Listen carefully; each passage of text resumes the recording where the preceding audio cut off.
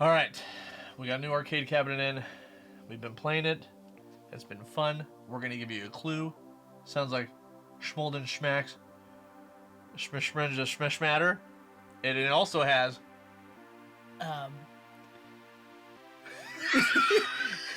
Schmeshel Schmore. Yep, it also has Shmobi. There's also just regular Schmolden Schmacks. And then there's also Schmolter Schmeest. Check it out.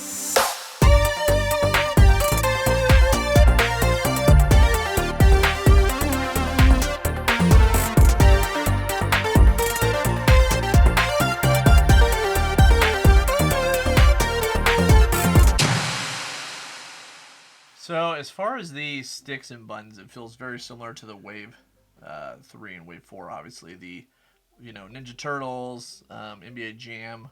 Those are the ones that come to mind the most. Jordan and I had a blast playing Wrestle Wars together. Actually, everything seems to play extremely well. I got pretty late and also beat most of the games. One thing that is cool is each game has its own set of settings. So instead of just turning on scan lines on and off for each.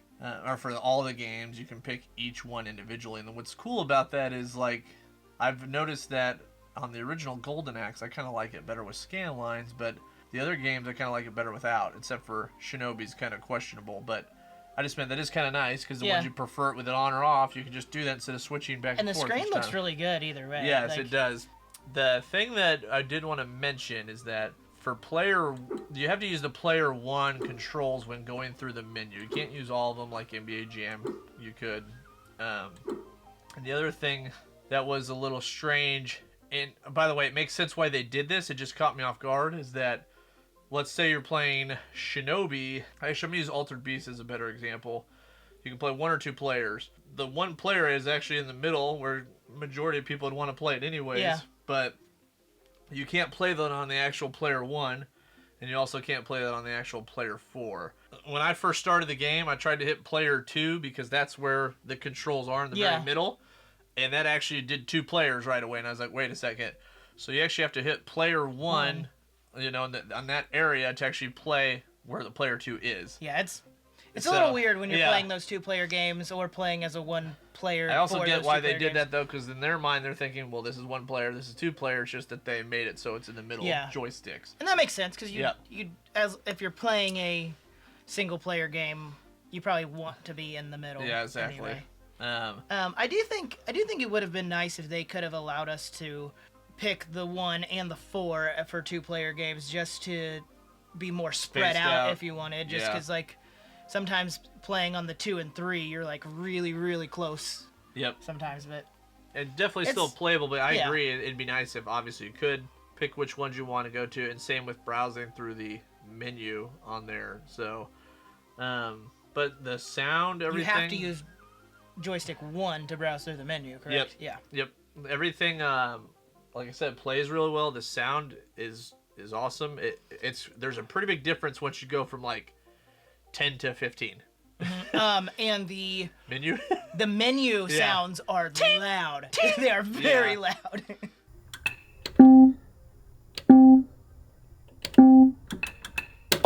As far as we saw, every game it saves the highest scores, so that's really cool. That's including even if you unplug it, plug it back in. Overall, it was cool. I think the game selection's pretty awesome. It's a big variety. Yeah. So quite a few games. Yep. I did want to mention too on Wrestle Wars.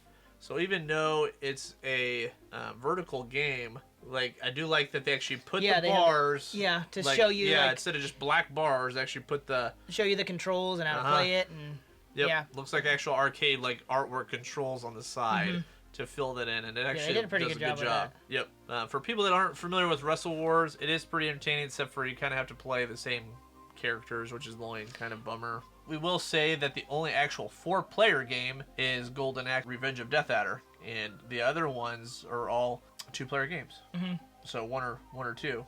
So some people kind of wished it was a 2-player cabinet just to save space and stuff. So I think that's just a matter of preference at the same time. But that is the only one that is 4 players, just to mention that. So I do obviously still hope at some point that I'd like to see Arcade1Up just put like real awesome buttons and joysticks on there, so you can kind of make sure these things aren't like, you know, just going bad on you at some point down the road, and they can last a long time. I got the Marvel, the limited edition one that has the Sanwa buttons and sticks, and that one's awesome, and that was $3.99. And so some of these other ones are $3.99. It's like, can you not put those parts in there now? So, anyways, that's kind of just hopeful down the road, and I know they're gonna. I'm still happy with the buttons and sticks over, especially the Wave 1 editions. I think since they got to Wave 3, they kind of hit a stride there, but I'd still like them to see the more quality sticks and buttons. But overall, very happy with the cabinet. We had fun playing it. I think it has a good variety of games, though, which is nice. So that's the biggest thing. But yeah, it's been pretty fun. We've been playing it, having a good time. Cabinet looks great, too, by the way. It looks fantastic. Some great Sega games. Some of them that never even came to console, so... Yeah. Revenge of Death Adder was just a... in the arcade, so it never actually came to console. You can technically play it, obviously, on emulation somewhere, I just meant, but kind of cool to have, like, a arcade cabinet looks like it, so... All right, guys. I think that'll do it. Hope you guys have enjoyed the video. If you have, please comment, like, subscribe, and we will see you on the next video. Thanks, guys. See ya.